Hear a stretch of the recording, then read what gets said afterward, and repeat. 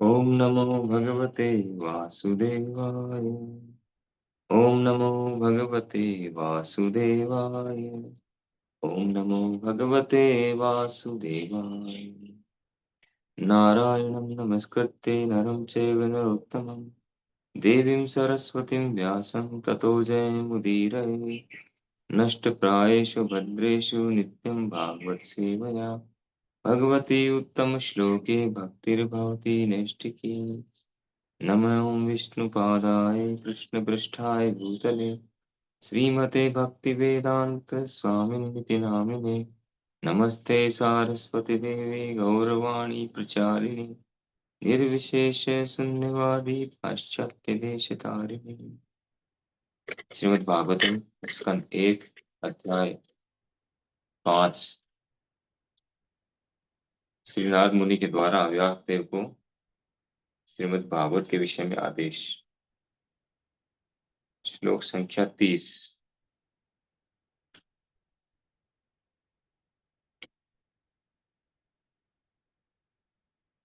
ज्ञानं गुह्यतमं यत् साक्षात् भगवदुदितम् अन्ववोचन् कमिष्यन्ते कृपया दीनवत्सला।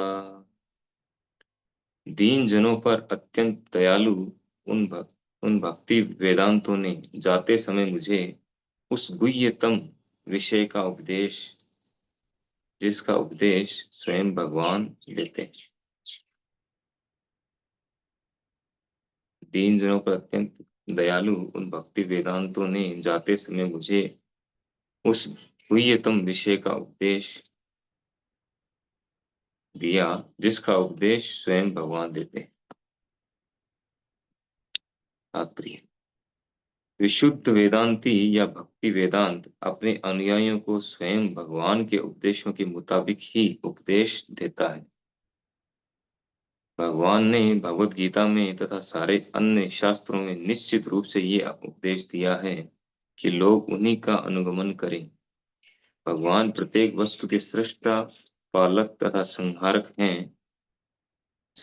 हैं।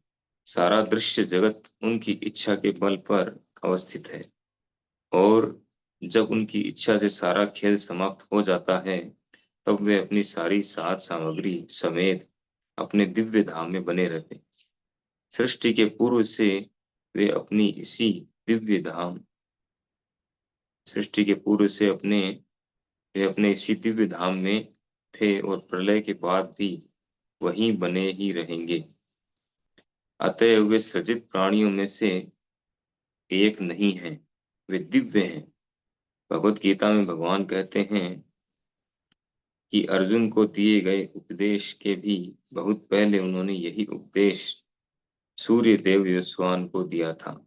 क्योंकि बीच में श्रृंखला टूट गई थी और ये उपदेश गलत तरीके से उपयोग में लाया जाने लगा था, अतः वही उपदेश अर्जुन को फिर से दिया गया, क्योंकि ये उसका ये उनका परम भक्त वह उनका परम भक्त मित्र था। अतः भगवान का उपदेश भक्तों के अतिरिक्त अन्य कोई नहीं समझ सकता। भगवान के दिव्य रूप का कोई अनुमान न होने के कारण निर्विशेषवादी भगवान के इस गुह्यतम संदेश को नहीं समझ पाते। यहाँ पर गुह्यतमम शब्द अत्यंत महत्वपूर्ण है, क्योंकि भक्ति का ज्ञान निर्गुण ब्रह्म के ज्ञान से बढ़कर है।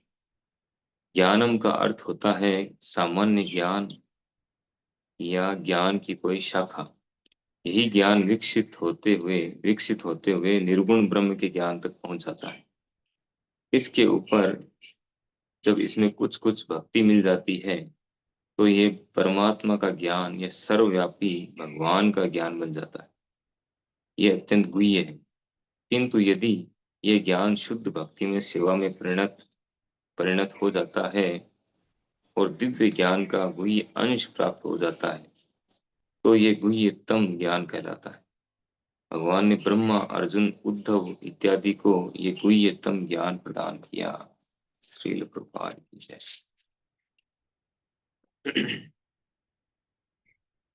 तो यहाँ पर इस श्लोक में नारद मुनि व्यास देव जी से बता रहे हैं कि पूर्व जन्म में उन्होंने भक्तों का संग किया, भक्ति वेदांतों का संग किया, चातुर्मास के दौरान उनकी सेवा की।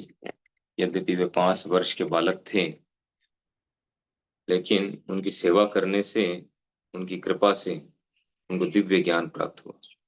और यहाँ इस श्लोक में कह रहे हैं कि जाते जाते उन्होंने उनको गुह्यतम ज्ञान दिया। गुह्यतमम ज्ञानम गुह्यतमम यत् तत्। तो अलग अलग लेवल है ज्ञान के। गुह्य, गुह्यतम, गुह्यतर, गुह्यतम। गीता में भगवान अर्जुन को ज्ञान देते हैं। तो पहले गुह्य ज्ञान बताते हैं, फिर गुह्यतर बताते हैं, फिर गुह्यतम बताते हैं। गुह्यतम यानी सर्वोपरि, टॉप मोस्ट नॉलेज, सबसे अधिक जो है गोपनीय ज्ञान, गुह्यतम। तो उनसे, वेदांत भक्ति वेदांतियों से उन्होंने गुह्यतम ज्ञान प्राप्त किया। विशेष कृपा हुई उन पर, जिसका उपदेश स्वयं भगवान देते हैं। ये वो साधारण ज्ञान नहीं है। ये ज्ञान या तो स्वयं भगवान के द्वारा प्राप्त हो सकता है या उनके शुद्ध भक्तों के द्वारा, बस इसके अलावा कहीं प्राप्त नहीं होगा। विशुद्ध तात्पर्य प्रपादी समझा रहे हैं इस बात को कि जो विशुद्ध वेदांती या भक्ति वेदांत होते हैं, यानी शुद्ध भक्त जो होते हैं भगवान के, वो क्या उपदेश देते हैं। हर कोई उपदेश नहीं देते, कुछ भी उठा करके कहीं भी बता दिया, लोगों को रिझाने के लिए कुछ बता दिया। जैसे कथाकार, तथाकथित जो कथाकार हैं, वो क्या करते हैं, लोग कैसे खुश होंगे, कैसे उनको मजा आएगा, वो सब कुछ करते हैं। गूढ़ जो रहस्य है शास्त्रों का, वो नहीं बताते। यहाँ पे कह रहे हैं कि जो वेदांती जन है या शुद्ध भक्त हैं, वो अपने अनुयायियों को स्वयं भगवान के उपदेशों के मुताबिक ही उपदेश देता है। वही उपदेश देता है अपने अनुयायियों को जो भगवान ने दिया है। भगवान ने कहा है कि सर्व धर्मान परित्यज्य माम एकम शरणम व्रज, एकमात्र मेरी शरण में आओ। और जो भक्ति वेदांत जन या जो शुद्ध भक्त होते हैं, वे क्या उपदेश देते हैं कि एकमात्र भगवान की शरण में जाओ। वो ये नहीं कहते कि मैं भगवान हूँ, मेरी पूजा करो, मेरे पास आओ। इसका जो ज्वलंत एग्जाम्पल है, रूपा जी है। रूपा जी को एक बार एक पत्रकार ने पूछा, विदेश में थे वो, क्योंकि विदेश में रूपा जी से पहले कई लोग गए, कई तथाकथित साधु गए। तो उन्होंने जाकर के, किसी ने कुछ प्रचार किया, किसी ने कुछ प्रचार किया, किसी ने मायावाद का प्रचार किया, किसी ने कहा तुम भी भगवान, मैं भी भगवान, किसी ने कहा तुम भगवान बन जाओगे, हाँ तुम्हें भगवान बना देंगे, आओ हमारे पास। तो बहुत तरह के लोग थे, कोई खुद भगवान बन के बैठ गए। तो गुरुपाद जी से पूछा कि क्या आप भगवान हैं, क्या आप गॉड हैं। गुरुपाद जी ने कहा नहीं, मैं भगवान का दास हूँ, सर्वेंट ऑफ द लॉर्ड। फिर गुरुपाद जी ने दोबारा करेक्ट किया उस बात को। पहले कहा मैं भगवान का दास हूँ, फिर कहा कि मैं भगवान का दास बनने का प्रयास कर रहा हूँ, यानी भगवान का दास भी नहीं बना हूं अभी तक।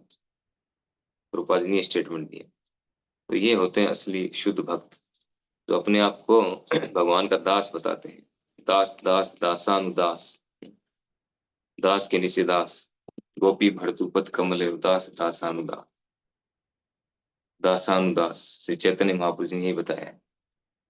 ना हम विप्रो ना च नरपति, ना तो मैं विप्र हूँ, ब्राह्मण हूँ, न नरपति, न राजा हूँ, ना वैश्य ना भी शूद्रो, ना वैश्य हूँ न शूद्र हूँ, न ब्रह्मचारी, न गृहस्थ, न वानप्रस्थी, न सन्यासी। तो क्या है आप, गोपी भरतु पद कमले उदास दासानुदास। कि भगवान श्री कृष्ण जो गोपियों की भरता है, पालन करता है, उनके दास दास दास दास, दासों के नीचे दास हूं। यही मेरी पहचान। तो ये विशेषता होती है शुद्ध भक्तों की। वे वही संदेश देते हैं, वही उपदेश देते हैं जो भगवान ने दिया है। उसमें किसी तरह तरह का तोड़ मरोड़ नहीं करते हो, अपना मत नहीं मिलाते। ये सबसे बड़ी विशेषता है। इससे हम पहचान सकते हैं तुरंत कि कैसा भक्त है क्या भक्त है। तो लोगों को ये बात पता नहीं है, आम व्यक्ति को बात पता नहीं है, इसीलिए वो ठगे जाते हैं, वो किसी को भी गुरु मान लेते हैं। कोई कुछ चमत्कार दिखाता है, बस उसके पीछे हो जाते हैं, वही भगवान है। शास्त्र पढ़ते नहीं है इसलिए उनको पता नहीं। भगवान ने भगवत गीता में था अन्य सारे शास्त्रों में निश्चित रूप से ये उपदेश दिया है कि लोग उन्हीं का अनुगमन करें। भगवान का ये उपदेश है, सर्वधर्मान परित्यज्य, कि उन्हीं का अनुगमन किया जाए, उन्हीं के आदेशों का पालन किया जाए, उनके शरणागत हुआ जाए, उनकी पूजा की जाए। मन मना भव मत भक्तो मध्याजी माम नमस्कुरु। साफ साफ कहते हैं भगवान, मेरा चिंतन करो, मुझे नमस्कार करो, मेरी पूजा करो, मेरे भक्त बनो। इसी संदेश को आगे वो प्रचार करते हैं, शुद्ध भक्त है। फिर आगे रूपा जी बता रहे हैं कि भगवान प्रत्येक वस्तु के सृष्टा, पालक तथा संहारक है। जो कुछ भी हम देख रहे हैं, पूरा ब्रह्मांड, जहां तक हम देख पाते हैं या जहां तक नहीं देख पाते हैं, सब कुछ जिसका अस्तित्व है, वो सब कुछ भगवान की शक्ति से ही उद्भूत है, भगवान की शक्ति का प्राकट्य है। उनसे स्वतंत्र कुछ भी नहीं है। एक जगह भी नहीं है जो उनसे स्वतंत्र हो, उनके अ, अधिकार क्षेत्र से बाहर हो। ऐसी 1 सेंटीमीटर, 1 जगह भी नहीं। सब कुछ उनके कंट्रोल में, उसी उन्हीं का है। और वे अपनी इच्छा से सब कुछ करते हैं, उनकी इच्छा शक्ति से। परास्य शक्ति विविधेय श्रूयते स्वाभाविक ज्ञान बल क्रिया से। उनकी शक्ति से स्वाभाविक रूप से सब कार्य होते हैं। उनकी इच्छा मात्र, वो इच्छा करते हैं और सारे कार्य शुरू हो जाते हैं। उनको कोई बैठ करके पेपर प्लान नहीं करना पड़ता, उनको ऑफिस नहीं जाना पड़ता, हम्म, कोई माथापच्ची नहीं करनी पड़ती। सब कुछ जो है उनकी इच्छा शक्ति से होती है, इच्छा के बल से होता है। तो सब कुछ उनके कंट्रोल में है।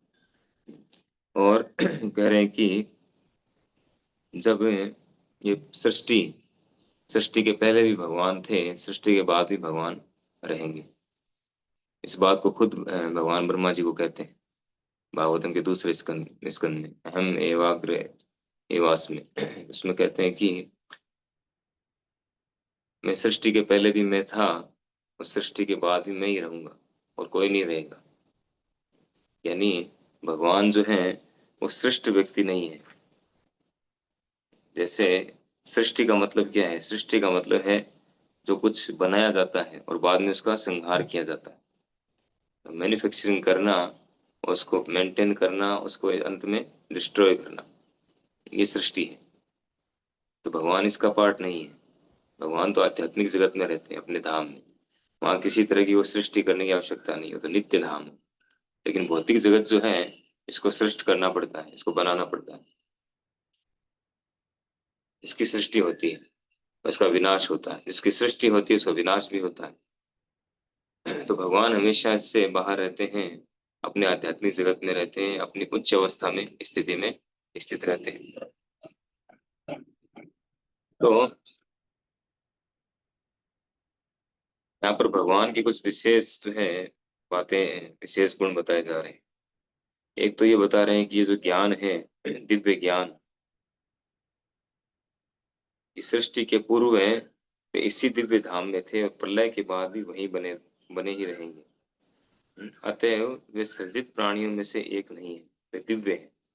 ये समझना जरूरी है कि हम भगवान दिव्य हैं, हमारी तरह ये मृत शरीर वाले नहीं है। उनका शरीर, उनमें कोई अंतर नहीं, देह और आत्मा में अंतर नहीं है। जैसे हमारे देह और आत्मा में अंतर है, लेकिन भगवान के साथ ऐसा नहीं। दूसरा, भगवान जो कहते हैं इसको, इस बात को और पुष्ट करने के लिए एग्जाम्पल दे रहे हैं प्रभुपाद जी। क्या एग्जाम्पल दे रहे हैं? कि भगवत गीता में भगवान कहते हैं कि अर्जुन को जब उपदेश देते हैं तो भगवान कहते हैं यही उपदेश मैंने सूर्य देव विश्वान को दिया था।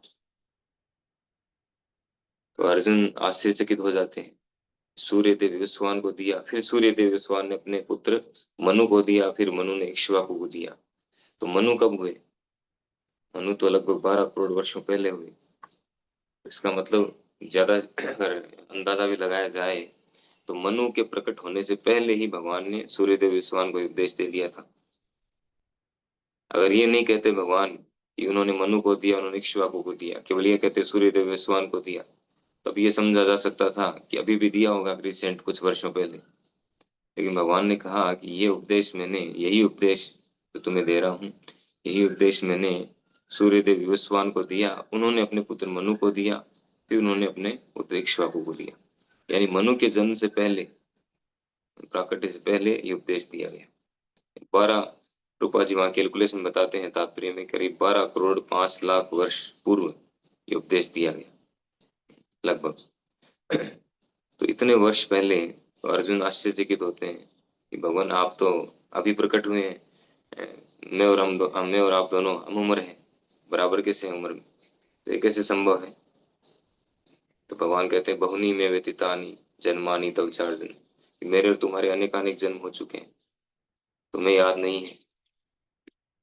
माम तु वेद न कश्चन, मैं सब कुछ जानता हूँ लेकिन तुम मुझे कोई नहीं जानता है।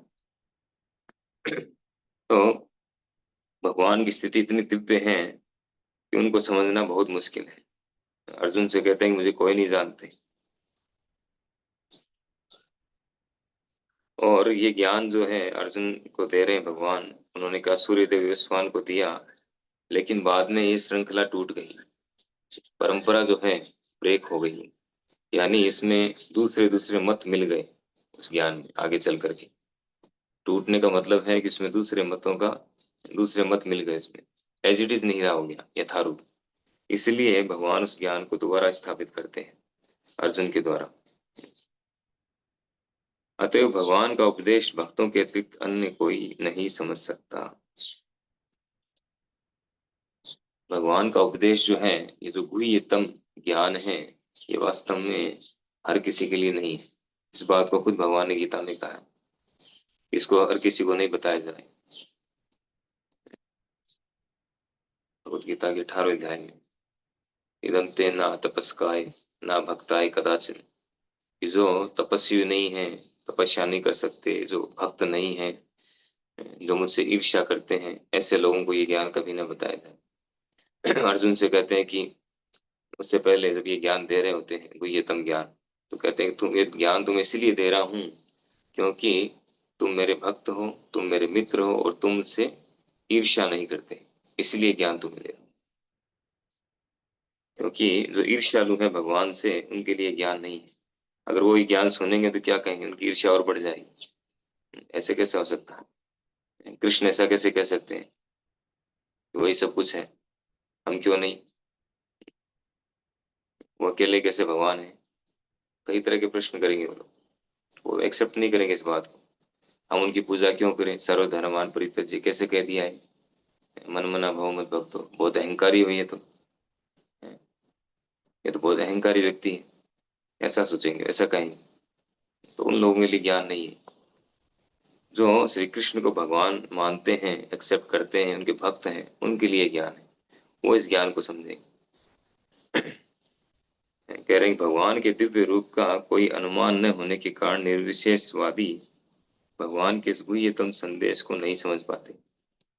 जो निर्विशेषवादी है, निराकारवादी हैं, उनको भगवान के रूप का कोई अंदाजा नहीं है, क्योंकि भगवान को निराकार मानते हैं कि भगवान का कोई आकार है ही नहीं। आकार का मतलब उनके लिए है भौतिक आकार। वो आध्यात्मिक तत्व के विषय में नहीं जानते, वो केवल इतना ही जानते हैं कि आध्यात्मिक का मतलब है निराकार ब्रह्म ज्योति, बस दैट्स ऑल। जैसे ही शरीर छूटेगा, वो सोचते हैं जैसे ही शरीर छूटेगा हम भी उस निराकार ब्रह्म ज्योति में लीन हो जाएंगे, उस निराकार में विलीन हो जाएंगे। हम भी निराकार हैं और वो भी निराकार है, और निराकार निराकार मिलके, जीरो जीरो मिलके equal to zero, zero plus zero बराबर जीरो, दोनों मिलके जीरो हो जाएंगे। वो ध्यान भी जीरो पे लगवाते हैं, शून्य पे, निराकार पे। तो ये ज्ञान जो है अधूरा ज्ञान है। इस बात को बहुत अच्छे से समझाया प्रभुपाद जी ने कि ऐसे लोग जो है भगवान के रूप को नहीं समझ पाते। तो जो रूप को ही नहीं समझ पाते, भगवान को नहीं समझ पाते, तो वे उनके गुह्यतम संदेश को कैसे समझेंगे? इम्पॉसिबल है। क्योंकि भगवान का जो गुह्यतम संदेश है, सबसे जो अंतिम संदेश है, क्या है? मन मना भव मत भक्तो मध्याजी माम नमस्कुरु। मेरा स्मरण करो, मेरा चिंतन करो, मेरी पूजा करो, मेरे भक्त बनो। फिर सर्व धर्मान परित्यज्य माम एकम शरणम व्रज। सारे प्रकार की उपाधियों को, धर्मों को छोड़ करके एकमात्र मेरी शरण में आओ। तो ये अंतिम उपदेश है भगवान का, जो सबसे गुह्यतम उपदेश है। और इसका मतलब है कि हमें भगवान की शरण में जाना है, उनका नाम लेना है, उनकी पूजा करना है, उनका भक्त बनना है। यानी किसी व्यक्ति, भगवान एक व्यक्ति है, और उस व्यक्ति की शरण में जाना है, उनकी पूजा करना है, उनका नाम लेना है, उनकी भक्ति करना है। और वो निराकारवादी जो है, वो भगवान को एक व्यक्ति मानते नहीं है, वो निराकार मानते हैं। तो उनके लिए ये ज्ञान जो है किसी काम का नहीं। वो इस ज्ञान को नहीं समझ पाएंगे। जब तक वो भगवान को एक व्यक्ति नहीं समझेंगे, वो कैसे उनकी शरण में जा सकते हैं? अगर कोई व्यक्ति नहीं है सामने, तो व्यक्ति नहीं, इसका मतलब कोई नाम भी नहीं उनका। न तो उनका नाम है, न उनकी कोई सेवा है, न उनका कोई रूप है। पूजा किसकी करेंगे? भगवान कहते हैं मत जी, मेरी पूजा करो। तो पूजा अगर सामने कोई व्यक्ति नहीं है, कोई मूर्ति नहीं है उनका, व्यक्ति क्या विग्रह नहीं है, उनकी फोटो नहीं है, कैसे पूजा करेंगे? उनका नाम नहीं है, उनका कोई रूप नहीं है। मन मना मेरा चिंतन करो, तो रूप ही नहीं है, चिंतन किसका करेंगे? मध्या जी मेरी पूजा करो, कोई विग्रह नहीं है, पूजा कैसे करेंगे? तो ये सारे सिद्धांत जो है उनके लिए लागू नहीं होते। वो भगवान को निराकार मानते हैं, इसलिए तो वो इस चीज को नहीं समझ पाते, भगवान के आदेश को नहीं समझ पाते। वो भगवान को साधारण व्यक्ति समझते हैं, ज्यादा से ज्यादा एक महापुरुष, बस। तो गुह्यतम शब्द अत्यंत महत्वपूर्ण है। क्यों है महत्वपूर्ण? क्योंकि यहाँ पर इसको डिटेलिंग में समझा रहे हैं। भक्ति का ज्ञान निर्गुण ब्रह्म के ज्ञान से बढ़कर है। ज्ञान का अर्थ, सामान्यतः ज्ञान का अर्थ होता है ज्ञान, यानी ज्ञान का अर्थ है, श्री ईशोपनिषद में बताया गया है, ज्ञान का अर्थ है किसी वस्तु को अच्छे से समझना, डिटेलिंग में समझना, उस वस्तु के गुणों के बारे में, सब चीजों के बारे में। ज्ञान का मतलब ये है, उसको एक्सप्लेन करके बता देना कि हाँ ये वस्तु ये है, उसको बोलते हैं ज्ञान। तो यह ज्ञान की कोई शाखा। तो सामान्यतः ज्ञान का मतलब है ज्ञान या ज्ञान की कोई शाखा, उसकी अलग अलग शाखाएं, डिवाइडेशन, उसके डिवीजन। यही ज्ञान कह रहे हैं, यही ज्ञान जब विकसित होता है तो निर्गुण ब्रह्म के ज्ञान तक पहुंचता है। जब ज्ञान थोड़ा विकसित होता है, यानी भौतिक ज्ञान से तो व्यक्ति ऊपर उठता है, वस्तुओं के ज्ञान से, भौतिक वस्तुओं के ज्ञान से जब ऊपर उठता है तो निर्गुण निराकार ब्रह्म के ज्ञान तक पहुंचता है। निर्गुण ज्ञान, निर्गुण ब्रह्म का ज्ञान। लेकिन निर्गुण ब्रह्म का ज्ञान जो है वो भक्ति नहीं है, उसमें भक्ति नहीं है। उससे जो ऊपर उठता है, थोड़ी उसमें जो भक्ति मिलती है, तब वो परमात्मा का ज्ञान प्राप्त करता है। और उससे ऊपर और ऊपर उठता है, तब वो भगवान के ज्ञान तक पहुंचता है, भगवान को जान पाता है। कह रहे हैं कि भगवान का भगवान का ज्ञान बन जाता है। यह एक अत्यंत गुह्य है। किंतु यदि यह ज्ञान शुद्ध भक्तिमय सेवा में परिणत हो जाता है, तो वही ज्ञान, जो भक्ति वाला ज्ञान है, जो और एडवांस करता है व्यक्ति, शुद्ध भक्ति तक पहुंचता है, तब उसको गुह्यतम ज्ञान कहा जाता है। इसी बात को भगवान ने गीता में समझाया है। उन्होंने परमात्मा का ज्ञान भी दिया है, 18वें अध्याय में आप देखिए, बताया है, ईश्वर सर्वभूतानां हृदयेषु अर्जुन तिष्ठति, कि भगवान ईश परमात्मा रूप में सभी के हृदय में विराजमान है, उनकी शरण में जाओ, एक जगह कहते हैं भगवान। तो परमात्मा का ज्ञान, ब्रह्म का ज्ञान, परमात्मा का ज्ञान, और उससे ऊपर सबसे जो टॉप मोस्ट ज्ञान है वो भगवान का ज्ञान। और उसमें भी शुद्ध भक्त जो हैं, शुद्ध भक्ति में लगे हुए हैं, वे गुह्यतम, वे ज्ञान के गुह्यतम लेवल पर हैं।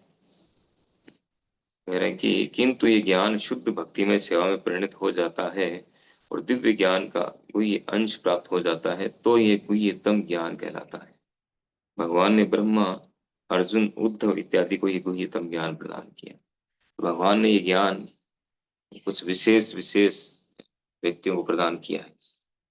जैसे ब्रह्मा जी को प्रदान किया है, उद्धव जी को प्रदान किया, अर्जुन को प्रदान किया।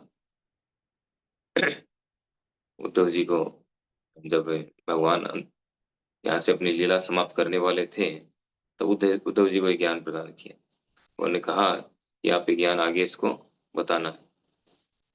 तो इस प्रकार से इस ज्ञान का विस्तार होता है। तो सबसे ज्यादा, सबसे अधिक गुह्यतम ज्ञान, गुह्यतम ज्ञान क्या है?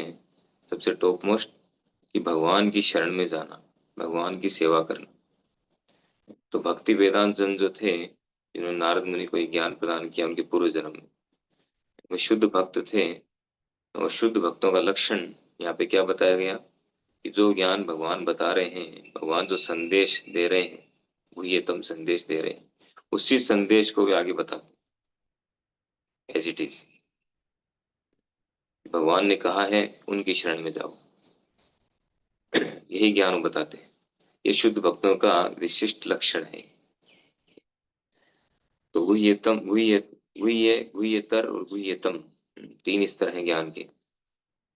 तो तीनों स्तर यहाँ पे बताए गए हैं। तो गुह्यतम ज्ञान यही है कि हमें भगवान की शरण में जाना है। सर्वधर्मान परित्यज्य, सारी तरह की उपाधियों को, सारे तरह के अ, धर्मों को जो हमने बना रखे हैं, केवल एक रिचुअल्स की तरह चल रहे हैं, जिससे आत्मा का कल्याण नहीं हो रहा है, केतव धर्म की तरह है वो। धर्म प्रोचित केतो अत्र परम निर्मत शरणाम सता।